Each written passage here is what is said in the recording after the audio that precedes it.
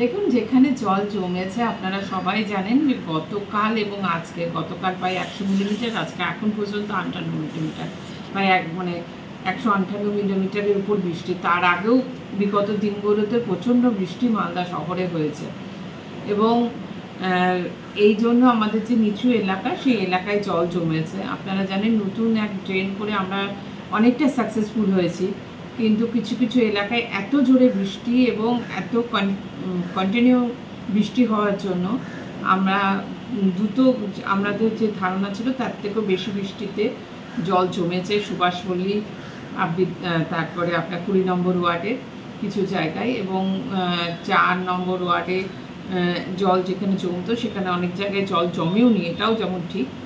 তো এই জায়গাগুলো দ্রুত যাতে জল নিষ্কাশন করা যায় তার ব্যবস্থা আমরা করছি। আমাদের কনজারভেন্সি সেকশন এবং অন্যান্য যারা রয়েছেন তাদের প্রত্যেককে কালকেই আমরা মিটিং করে বলে দিয়েছি যাতে জল তাড়াতাড়ি বের হয়ে যায় সেই ব্যবস্থা রাখতে, এবং বৃষ্টি থামলে আমরা আশা করছি আমাদের জল তাড়াতাড়ি বেরিয়ে যাবে আমাদের নতুন যে ড্রেনেজ সিস্টেম হয়েছে সেই সিস্টেমের মাধ্যম দিয়ে।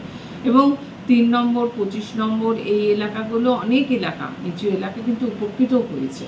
এত বৃষ্টি হওয়ার পরেও ওই এলাকাগুলোতে জল জমেনি। তো আমরা দেখে নিচ্ছি আরও যেগুলো দ্রুত তাড়াতাড়ি, এবং কিছু সুভাষপল্লীর কিছু এলাকায় কাঁচা ড্রেন আছে, এই ড্রেনগুলো যাতে এই বছরের মধ্যে কমপ্লিট করে দিই, তাহলে বোধহয় আগামী দিনে আগামী মরশুমে হয়তো বৃষ্টি আর জল জমবে না এই এলাকায়। পাম্প দিয়ে জল বের করে দিয়ে লাভ হয় না, কারণ জলটা যে পথ দিয়ে যাবে সেখান থেকেই জলটা যায়। তাও আমরা দেখে নিচ্ছি, আমাদের বৃষ্টি জাস্ট থেমেছে, আমাদের ভিকেলস ডিপার্টমেন্ট এবং কনজারভেন্সি ডিপার্টমেন্টকে আমরা নির্দেশ দিয়ে দিচ্ছি, তারা যাচ্ছে এবং কাউন্সিলররাও তৎপর আছে। যেখানে যেখানে কাউন্সিলররা চাইবেন যে পাম্প বসিয়ে জল বের করতে হবে, আমরা নিতিয়ে দেবো সঙ্গে সঙ্গে।